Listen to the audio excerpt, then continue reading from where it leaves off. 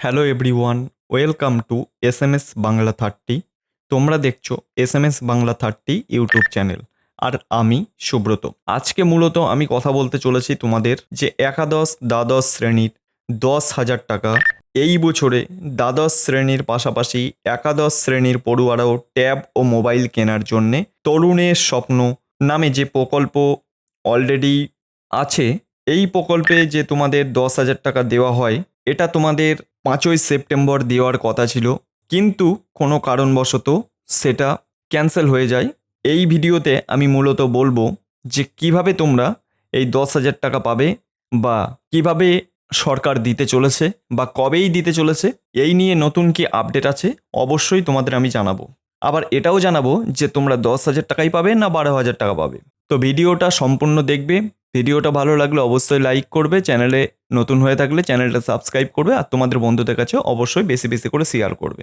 দেখো, প্রথমত বলে রাখি, দ্বাদশ শ্রেণী এবং একাদশ শ্রেণী পড়ুয়াদের ট্যাব ও মোবাইল কেনার যে প্রকল্প ছিল, সেই প্রকল্পের নাম হচ্ছে তরুণের স্বপ্ন। এর আগের বছরেও দিয়েছে, যথারীতি কোভিডের সময় যে এই প্রকল্প শুরু করেছিল তথা মুখ্যমন্ত্রী মমতা বন্দ্যোপাধ্যায়, এই প্রকল্পের টাকা 5ই সেপ্টেম্বর দেওয়ার কথা ছিল, কিন্তু সেই টাকা দেওয়া হলো না। কি কি আপডেট আছে তোমাদের আমি বলতে থাকবো। দেখো, এই টাকা প্রতিটা ছাত্রছাত্রী তোমরা ব্যাংক অ্যাকাউন্টে একদম সরাসরি অ্যাড হয়ে যায়। তবে শেষ মুহূর্তে এসে এই প্রকল্প বাতিল করে দিল শিক্ষা দপ্তর, বিজ্ঞপ্তি জারি করলো রাজ্য। তাহলে দেখো এবার কি বলেছে এখানে। বরাদ্দ হয়েছিল 133,57,90,000 টাকা। সরকারি বিজ্ঞপ্তিতে শুধু জানানো হয়েছে যে প্রশাসনিক কারণে এই সিদ্ধান্ত নেওয়া হয়েছে।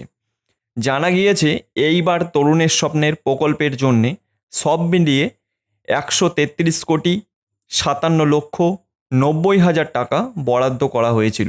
তবে আপাতত সেই সিদ্ধান্ত প্রত্যাহার।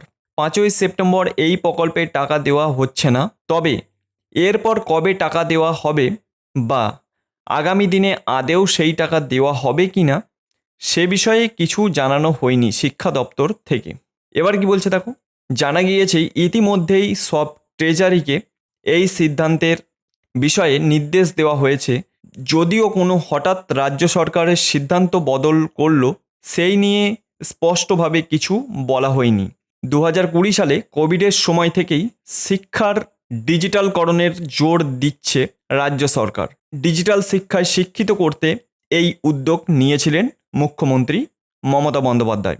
রাজ্যের পড়ুয়াদের মোবাইল এবং ট্যাবের মাধ্যমে পড়াশোনার ক্ষেত্রে সমান সুযোগ গড়ে দেওয়ার চেষ্টা করা হচ্ছে, যার মাধ্যমে অনলাইনে ক্লাস এবং শিক্ষামূলক অ্যাপ ব্যবহারের সুবিধাও হয়।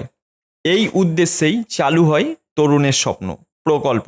সরকারি এবং সরকার পোষিত স্কুলের পাশাপাশি মাদ্রাসা এবং সংখ্যালঘু বিশ্ববিদ্যালয় ছাত্রছাত্রীরাও এই প্রকল্পের সুবিধা পেয়ে থাকে।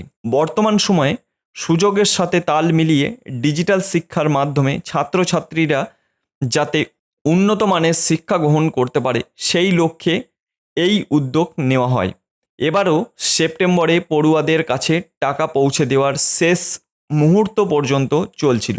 এরই মাঝে 2024-25 অর্থবর্ষে এই টাকা দেওয়ার সিদ্ধান্ত বাতিল বলে জানানো হয়।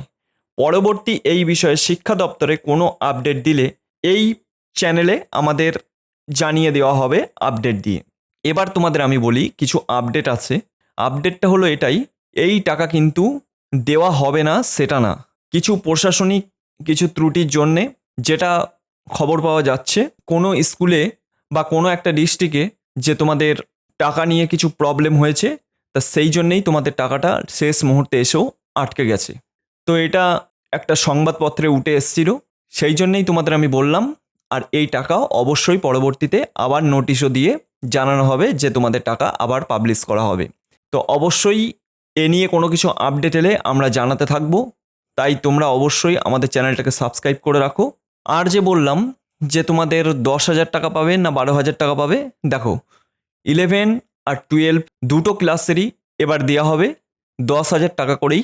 তোমাদের প্রতিটা ব্যাংক অ্যাকাউন্টে টাকা ঢুকবে, কিন্তু আশা রাখছি পুজোর আগে আগেই তোমাদের টাকা ঢুকে যাবে, এটুকুনি আশা করা যায়। এবার দেখা যাক পরবর্তী আপডেট কি আসে। সেদিকে আমাদের নজর থাকবে। আর অবশ্যই আমাদের চ্যানেলটাকে সাবস্ক্রাইব করে রাখো, তাহলে আমরা জানিয়ে দেবো। আর অবশ্যই ভিডিওটা ভালো লাগলে একটা লাইক করবে, চ্যানেলে নতুন হয়ে থাকলে চ্যানেলটা সাবস্ক্রাইব করবে, আর তোমাদের বন্ধুদের কাছে অবশ্যই শেয়ার। তো চলো আজকের ভিডিওটা এটুকুই, দেখা হবে নেক্সট ভিডিওতে।